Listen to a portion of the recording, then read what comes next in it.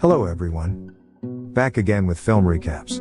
In this video, I'm going to recap one of the horror slasher films from 2025, titled VHS Halloween. Before we get to the storyline, I'd like to wish everyone a happy and great day.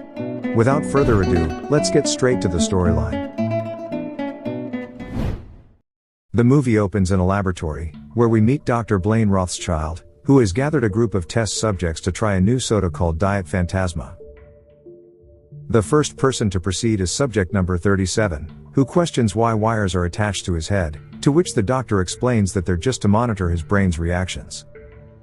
Moments later, the boy takes a sip of the soda, and then shockingly, begins to bleed from his face while screaming in unbearable pain. Suddenly, tentacles burst out from the can, and force him to drink every last drop, before completely destroying his face. In the end, he collapses lifelessly, and the cleaners arrive to erase all traces of the horror. The movie then shifts to the next story, where we meet two best friends, Lacey and Kaylee, celebrating their last Halloween before heading off to college. They roam around town, laughing mischievously as they steal candy from kids, and porches marked with signs that say, "Only one allowed," but they take all. At one point, the girls notice a house blazing with flashy lights in the distance, and ring the bell for trick or treat, but no one answers. But then, just as they prepare to leave, Coochie coochie coo. Kaylee is terrified to enter, but Lacey is hungry for Halloween thrills and drags her friend in anyway. Once inside, the girls are hit by an unpleasant smell, and spot what looks like spilled milk smeared across the floor. Suddenly, a strange woman, who is called the mommy, appears with a basket of candy, which accidentally falls on the floor, but Kaylee is horrified to see a still-breathing fetus writhing on the floor. Despite this, Lacey is convinced that it's just some twisted prank. The house plunges into darkness, and the girls soon spot a massive cage in the center of the room, along with enormous footprints smeared with some kind of dairy substance. Soon, the girls have had enough and attempt to leave, only to discover that the front door has mysteriously vanished, and the windows are now tightly boarded up. They try to find another way out, right when they spot a bizarre man with big cheeks, and he runs away like a frightened child. Not far away, they come across a breast pump designed for 6 breasts. They soon find a woman tied up and connected to a milk dispenser. The horrified girls move past the poor woman, only to be scared by mommy, who reveals her 6 grotesque breasts. Panicked, the duo rushes upstairs when they come across a girl in a cheerleader outfit, and acting like a baby. The girls immediately recognize her as the cheerleader who mysteriously disappeared last Halloween. But the cheerleader begins screaming, which alerts mommy, leaving the girls with no choice but to flee.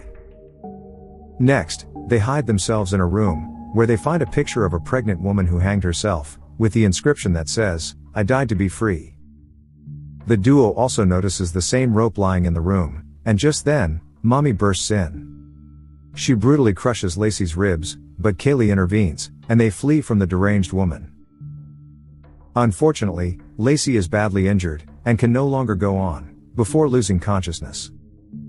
Soon, mommy arrives, and drags her away, leaving Kaylee screaming in terror. She decides to rescue her friend, and arrives at the basement, where she notices a sign that says, "Welcome, babies, Lacey and Kaylee." As if that wasn't enough, she sees Kaylee next to mommy and the other victims, and even more disturbing is that Lacey is now acting like a baby with swollen cheeks. Mommy then begins singing a chilling lullaby that seems to hypnotize Kaylee, prompting her to succumb to the deranged woman, and become one of her babies. The scene then cuts back to Dr. Blaine's lab, where subjects 38 and 39 have arrived to test the soda. Frustrated with the previous results, he has now altered the formula, and is hopeful that this time it will work. However, the formula is still flawed, and both subjects meet a horrific and gruesome death. The movie then shifts to another story in Spain, showing a series of photos from the crime scene of a brutal Halloween party massacre. Some time later, a man named Enrique is interviewed by the police, as he's revealed to be the only survivor of the massacre.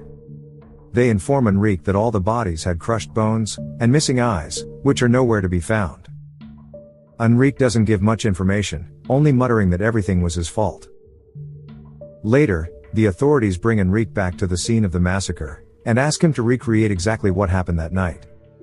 He reveals that his friend, Vicky, led them there, and they had to sneak inside through a dark underground tunnel.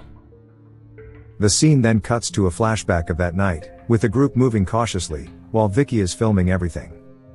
She explains that this place once belonged to Roberta Marconi, a well-known medium from Turin. She adds that on Halloween night, the connection between the living and the dead is at its strongest. Soon after, the group arrives at a strange room, whose walls are covered in eerie drawings, with a rotary telephone sitting ominously on a table in the center. But Vicky is a bit scared, because the phone wasn't there the last time she visited this place. In the present, Enrique leads the authorities to the same room, and they also place a rotary phone in the center of the room, just like before, and this leaves Enrique visibly terrified and trembling. An officer calms him and urges him to reenact exactly what happened that night. In another flashback, the group notices a Latin phrase engraved on one of the walls, ut supra sic infra, which means as above, so below. Enrique unintentionally says the phrase aloud 3 times, right when the phone begins ringing, which is bizarre because it's not connected to any wire. Vicky warns everyone not to touch it, but curiosity gets the better of Enrique, and he picks up the receiver. Moments later, something bizarre happens when he begins to shake violently, while the door of the room slams shut. In the present, the police make Enrique repeat the same Latin phrase 3 times. And then all of a sudden, ut supra sic infra.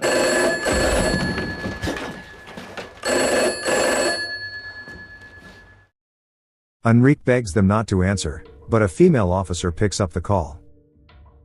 Just then, Enrique starts shaking violently, and the door slams shut just like earlier. In a horrifying turn, he begins vomiting the eyes of his friends, which he had swallowed. He seems possessed, and lifts everyone in the room toward the ceiling. The man then starts ripping out everyone's eyeballs. Afterward, their dead bodies are violently thrown to the floor, which explains how the bones were shattered. The scene then cuts to Dr. Blaine's lab once again, where we see subject number 40. She tastes the soda, and marvels at how good it is, so the doctor asks her to finish the entire can. But suddenly, the can crushes itself, and her hands are violently twisted. She vomits a black, tar-like substance before becoming completely deranged, and violently banging on the glass door. The doctor then presses a button that extracts something from her. The woman survives, but the team soon burns her alive with a flamethrower, while Dr. Blaine is hopeful that he's close to a breakthrough. The movie then shifts to another story, where we see a group of friends, Haley, Austin, Lauren, and Josh. They decide to go trick-or-treating to get some candy, even though they're clearly too old for it. Lauren and Josh are celebrating their engagement, but it turns out she doesn't actually want to marry him. At one point, the group arrives at a house with a basket of candy, and a sign reading 1 per person. They inspect the treats and are baffled by the strange names, none of which they've ever heard before. Austin opens a candy, and it's shaped like male genitalia, but he eats it anyway, and finds it tasty. He thus disregards the rule of only taking 1 per person, and decides to open others to see what other types are available. But then, and tell us where the fuck they back.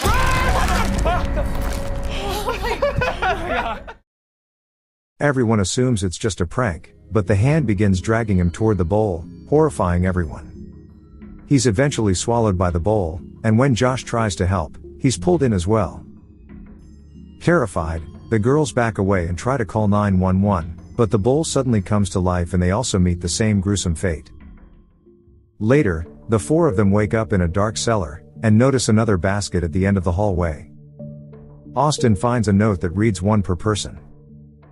Suddenly, something starts pouring on Austin, and when he tastes it, he says it's caramel. At this moment, a bizarre entity called Fun Size appears, sending the group into a panicked run. They eventually find an exit door, but it's locked. After a frantic search, Austin finds the key on one of the shelves, right when Fun Size appears and pushes Austin away in the dark.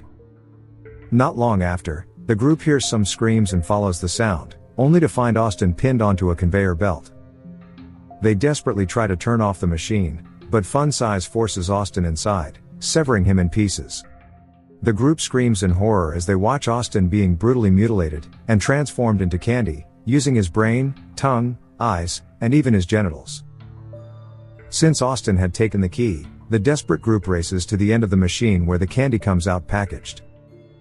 They frantically open each package, until Josh finally finds the key hidden inside one. They now dash toward the exit, but Haley is suddenly snatched by Fun Size, who drags her back with the help of a small friend.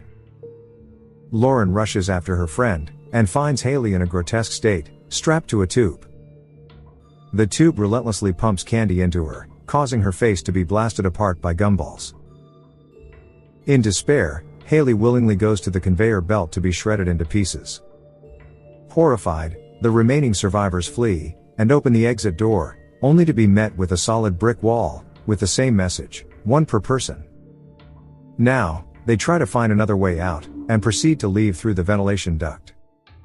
Unfortunately, it's all a trap, and now they are actually on another conveyor belt. Soon enough, Josh is sucked into the machine, while Lauren finds another vent from which she can escape. She soon reaches outside and tries to remove her ring, but her relief is cut short when Fun Size suddenly attacks. The movie then takes us to another story, where we see a man named Tim Kaplan, who does Kid Prints, which are video documentaries. The plan is that by using detailed records of the children in the neighborhood, the authorities can track them down more efficiently. Tim then introduces the audience to his team: Alicia, the receptionist, Miles, the sound engineer, and Bruce, who's the tech guy. After finishing his day, Tim heads home, and decides to take his 2 daughters out for trick-or-treating, since it's Halloween. His wife warns him it's not a good idea, with kidnappings on the rise every day, but he assures her not to worry. Shortly after, Tim and his kids join other children, where the officers are handing out candy because it's too dangerous for them to roam around. An officer then approaches Tim with news that a teen girl named Olivia disappeared just an hour ago, which leaves the man shocked. The officer asks him to go to his office, and grab the tapes he had recorded of her so they can launch a thorough investigation. And so, Tim entrusts his daughters to another parent before rushing to collect the tapes. But as he enters the office, multiple videotapes are playing on the screens, which confuses him. Even worse, he sees several pieces of footage of missing children being brutally tortured and kidnapped. Tim shuts off the videos, but a scream in the distance immediately worries him. He rushes to the back of the store, and is horrified to see a kidnapped Olivia, with someone recording her. But before he can react. Hey Tim, see you decided to come to work the weekend shift with me, huh? In the next scene, we learn that the kidnapper is none other than Bruce, who preys on innocent children coming to record the videos. Later, Bruce is seen dragging a brutally beaten up Tim into the basement, and placing a young boy's skin on his face before leaving. Tim then notices a teenage boy in the distance, and moves to help him, but the traumatized boy notices the skin on his face and breaks down in tears. Just then, Bruce throws Olivia into the room, where she suspects Bruce and the store owner Tim are working together, and teams up with another teen to brutally stab Tim until he finally dies. Afterward, the teen thinks they're finally free and decides to leave, but unfortunately, they are captured by Bruce, who gives them a brutal death. Despite this, the next morning, Tim is framed as the murderer in the news reports, who died last night after killing his 2 victims. His family has declined to comment, and remains under 4-hour police protection. The worst part is that Bruce gives an interview to the reporter, and pretends to be horrified by his boss's actions. He claims that now that Tim is gone, he will take over the store to keep the children safe. The scene then returns to Dr. Blaine's lab, where this time, there are 5 test subjects of different ages. The results are the same as before, which is pure chaos and destruction. However, a little girl, subject 47, is surprisingly calm and her eyes suddenly turn white. When the doctor asks her favorite soda, she responds in a possessed voice, "Diet Phantasma." This thrills the doctor, as it means he has finally achieved the breakthrough. But the other subject behaves erratically and tries to escape, prompting the staff to worry that they might break the glass. But the deranged doctor doesn't care, and orders his staff to package and ship the product. In the next story, we see a family consisting of a couple, Keith and Nancy, and their little son Zach. They work together every year to create a Halloween attraction called Dr. Mortis' House of Horrors. The tradition has continued for years, but now Zach has become an angry teenager, who doesn't want to be part of it anymore. His dad desperately tries to convince him, but Zach refuses, as all the kids at school make fun of him. However, Nancy emotionally blackmails her son, and somehow manages to convince him to enjoy one more Halloween with his dad. Next, the father and son go to an antique store to look for some scary props for their haunted house. Keith looks for something interesting, and soon enters a section marked staff only, and discovers a trunk full of intriguing items. His attention is then drawn to an old vinyl record called Halloween Horrors, which he eventually steals. Back at home, Keith shows the record to his son, declaring that he wants this year's Halloween to be the scariest ever. They notice a warning on the record, stating that playing the music on Halloween will unleash the riders of hell, but Keith thinks it's just a silly superstition. Soon, the grand opening night of the horror house finally arrives, and they receive several visitors from the neighborhood. Seriously, I'm gonna make a call.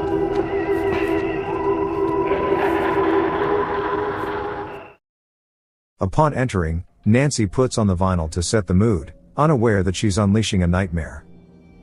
Everyone is shocked when things begin flying off the shelves, and eventually the record catches fire. However, the group assumes it's just an accident and proceeds to move forward. They head to the next section, which is a cemetery, and an old man remarks that the ghost looks fake, just as the door slams shut behind them, and it's locked, which is impossible since it's a fake door. The old man continues complaining, but Keith reveals that the ghosts in white sheets aren't part of the attraction, and the old man is brutally twisted and killed, splattering blood everywhere. Panic spreads through the group as they try to flee, but several ghosts relentlessly chase and kill them one by one. They scramble into another room, which is a fake crypt, but some of the fake dead bodies suddenly spring to life, and brutally kill a few of the children. Horrified, the survivors flee the crypt, and eventually reach some kind of castle. Keith tells his son to put down the camera, but the boy wants to capture evidence that his father didn't kill anyone, in case they manage to survive this nightmarish hellhole. Then, a girl, who is traumatized by everything, runs into a dark room, and the others follow to try to save her. However, the room turns out to be a torture chamber, where the girl meets a brutal death. An executioner also appears and brutally kills an old woman. But before he can cause further damage, Nancy swings an axe and manages to kill him. By now, the only surviving members are Keith's family, and a little girl, and they soon arrive in front of the final room. But at this point, the little girl disappears, and it turns out she already entered the final room, and the family is horrified to see her being devoured by the witch. The witch then attacks the family and severely injures Zach, but Nancy takes control once again and kills the witch by plunging her face into a pot of deadly liquid. With this, the family finally leaves the horror house, but another witch suddenly flies out and snatches Zach's camera. She proceeds to wreak havoc in the town, and quickly kills children who are out trick-or-treating. In the final scene, we see a commercial advertisement for Diet Phantasma, featuring the same girl, Subject 47. The ad claims that the soda is made with real ghosts, and 100% poltergeist extract, and the girl drinks the soda and suddenly begins speaking in a possessed voice. Okay guys, thanks for watching. See you again in the next video.